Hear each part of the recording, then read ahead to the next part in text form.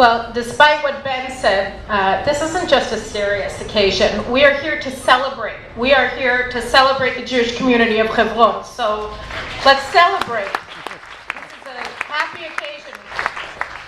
And we're not just celebrating the Giborim who live in Hebron. We're celebrating the principle that they represent.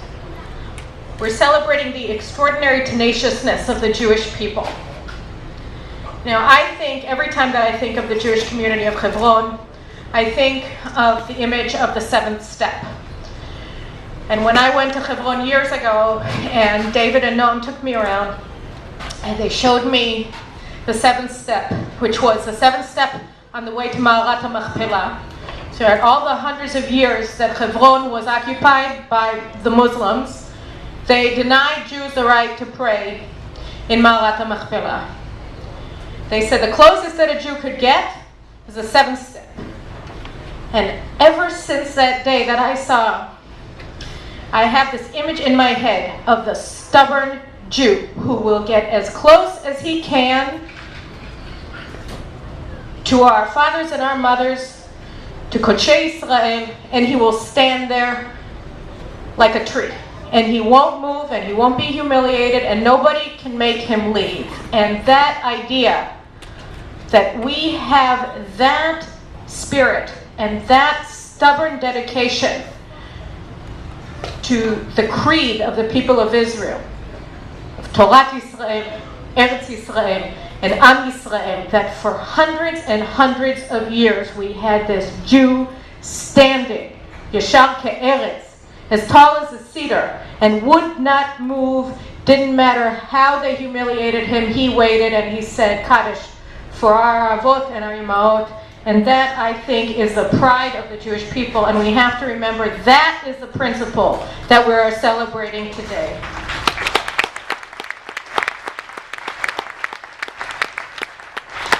And I need to tell you, all of us care deeply about Torat Yisrael and Am Yisrael and Eretz Yisrael. And sometimes it becomes very difficult and tiring.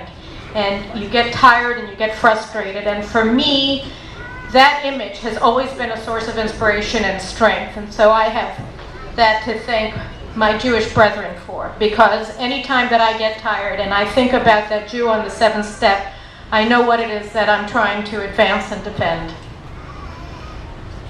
I think that it's important for us this time of celebration to do two things. I think it's important for us to think and revel in what we have already accomplished.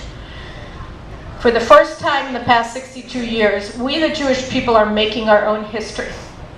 In our land, under our sovereign rule, the Jewish people have again emerged on the world stage as an actor. For 2,000 years of exile, our history was done to us by other people. And then, when we declared independence in the land of Israel, the dawn of modern Zionism, we said we are taking our fate in our own hands and we are going to make our history. And that is what we have been doing for the past 62 years. And look at what we've done. Look at what we've done. We always concentrate on the problems. It's important for us to celebrate what we have done. Israel is a pint-sized giant in every single field of human endeavor. We're doing it. We're doing it.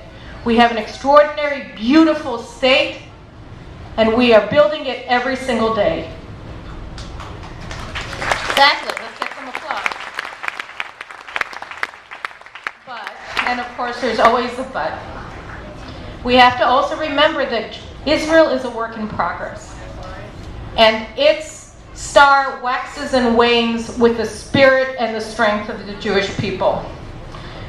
The stronger that we are, the stronger our belief and our faithfulness to our heritage, to who we are, the brighter we shine as a people, the brighter and the stronger and the more prosperous Israel is as a country. And I think that the Jewish community in Hebron is the North Star of our people.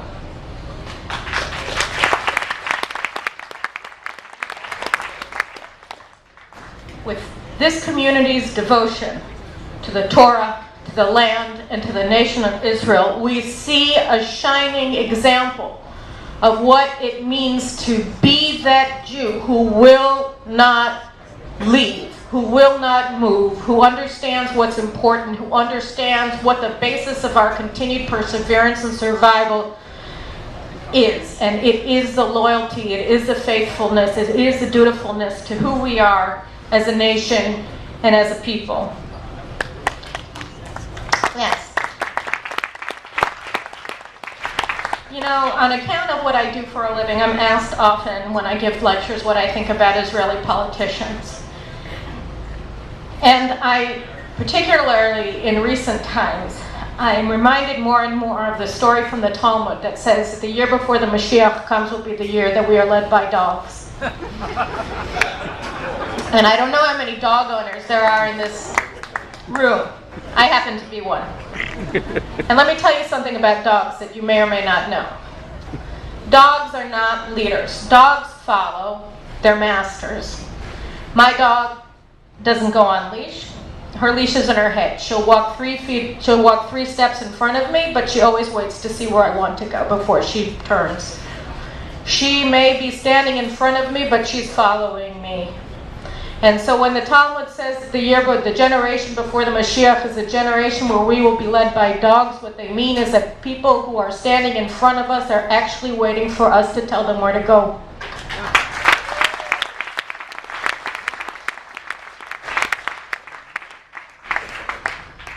It's important for us to support the community of Jews in Hebron, and it is important for us to follow their example of devotion to the Jewish creed, to the land of Israel, to the people of Israel, and to the Torah of Israel.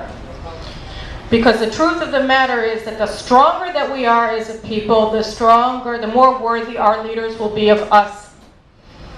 The stronger that we are, the more that we take our destiny in our own hands and move forward boldly as a people, the more we can expect from our leaders who are following us.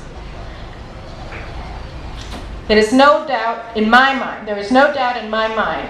that the more boldly we lead, the more boldly our politicians will behave.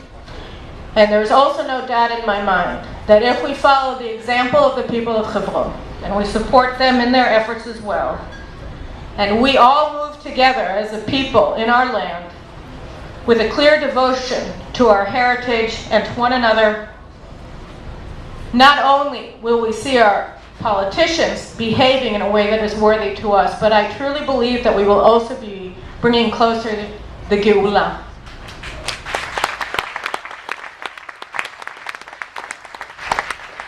And the last thing that I want to tell you is that, oftentimes we hear people say about Israel, oh, well, it has to be a refuge for the Jewish people. It's a refuge for the Jewish people. The land of Israel is a refuge, but it is Nachlat Avotenu. And when we say Nachlat Avotenu, what is Nachlat Avotenu? First and foremost, it's their resting place, which is Hebron. Nachlat Avotenu is a Nachala. It is our land. It is not a refuge, it is our home. It is where we go out and prosper in the world. We are not trying to build a ghetto in the land of Israel. We are building our country where Jews are free.